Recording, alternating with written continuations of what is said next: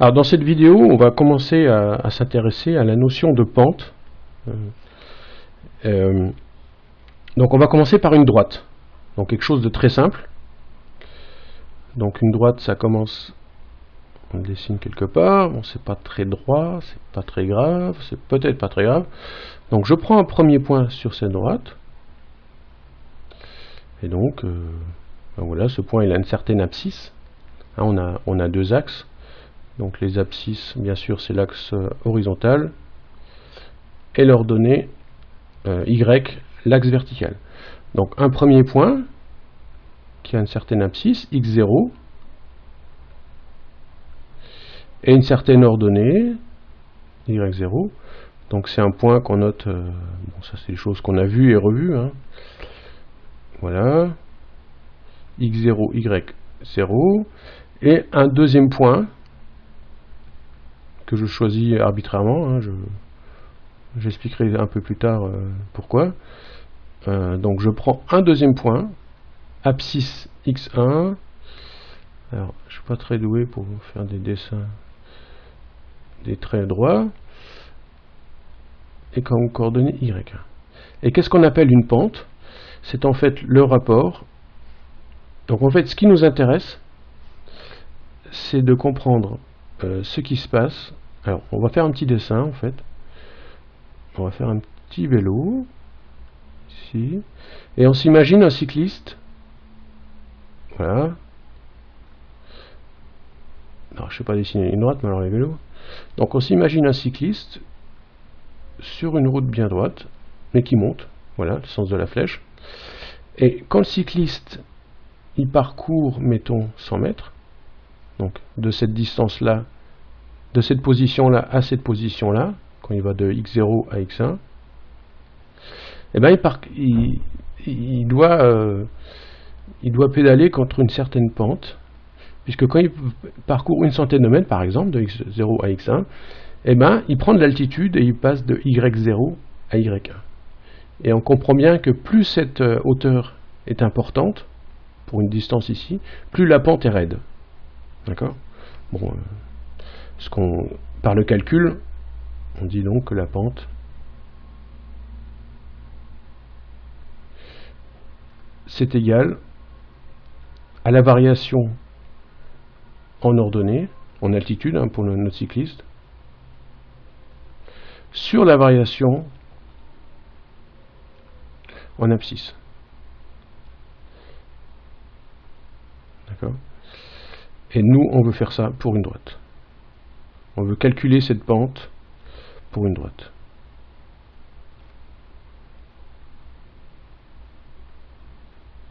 Alors une droite, on sait ce que c'est. Une droite, Y et X ne sont pas indépendants. Ça, on a vu ça, j'ai envie de dire, en long, en large et en travers au collège. Une droite, il y a un lien entre Y et X qu'on connaît bien, qui est une équation qu'on appelle une équation du premier degré, donc avec un coefficient directeur et une ordonnée à l'origine. On ne va pas trop s'attarder là-dessus, on a vu ça. Et donc on va calculer donc la pente. Donc on va calculer y1 moins y0 sur x1 moins x0. Ce qui n'est pas très compliqué pour une droite. On peut aller assez vite. Donc y1, c'est bien sûr ax1 plus b. Et y0, bien sûr, ax0 plus b. Le tout divisé par x1 moins x0. Donc voilà. On fait un peu de place. Donc on va changer de couleur. Donc on a vu ici qu'on a un plus b. On va peut-être tout distribuer.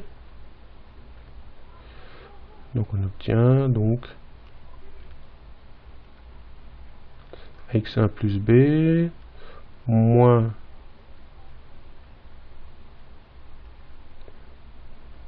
b hop, sur x1 moins x0.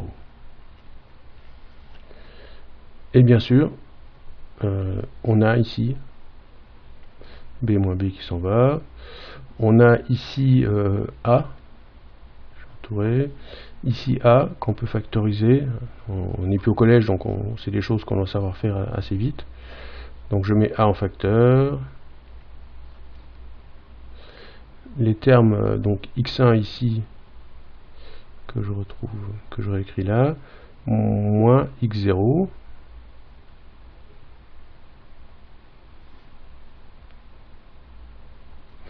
Divisé par x1 moins x0, ça tombe bien.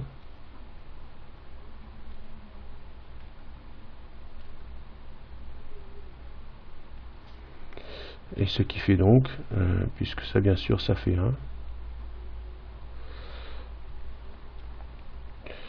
Donc ça fait 1. Donc ça fait petit a. Donc ça c'est des choses qu'on connaissait. Hein.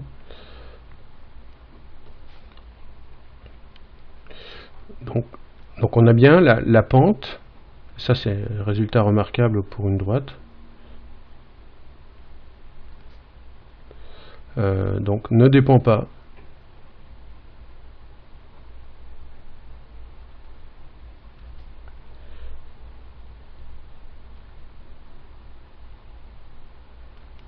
des points.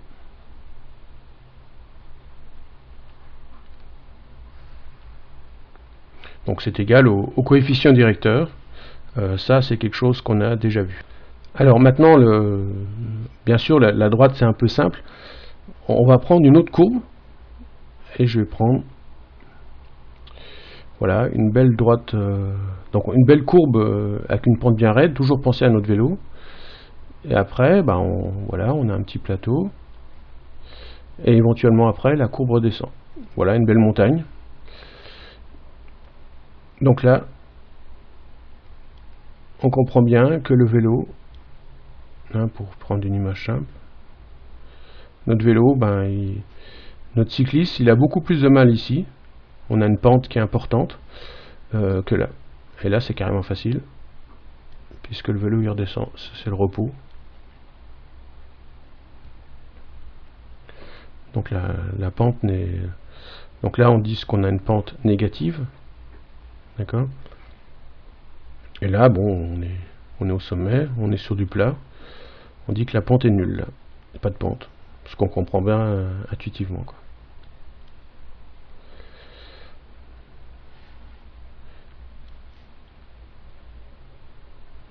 Donc en fait, on a dans ce cas-là une pente qui varie en tout point. Donc on n'est plus, on ne sait plus la calculer si facilement.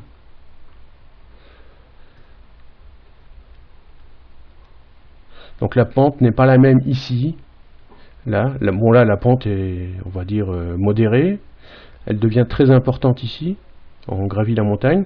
Là, la pente est nulle. Ça, on est sur un plat. Et là, la pente devient négative. Là, on se laisse aller. Et donc, on comprend bien que la pente varie en tout point. La droite, c'était un cas particulier très simple. Ça, c'est le programme de première.